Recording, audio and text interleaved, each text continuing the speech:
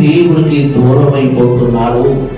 దేవుని ఆలోచనకి దూరం అయిపోతున్నాడు, దైవ వాక్యానికి దూరం అయిపోతున్నాడు, దైవ మందిరానికి దూరం అయిపోతున్నాడు, దైవ సన్నిధికి దూరం అయిపోతున్నాడు, దైవ సంఘానికి దూరం అయిపోతున్నాడు, దైవ జనులకు దూరం అయిపోతున్నాడు. ఎప్పుడైతే ఒక మనిషి దూరం అయిపోతున్నాడో,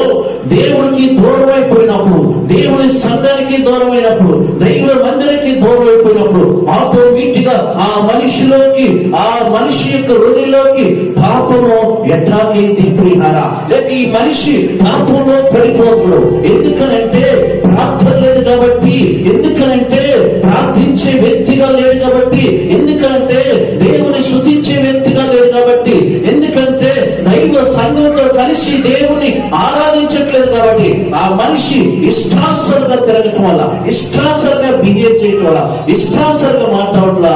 దేవుని యొక్క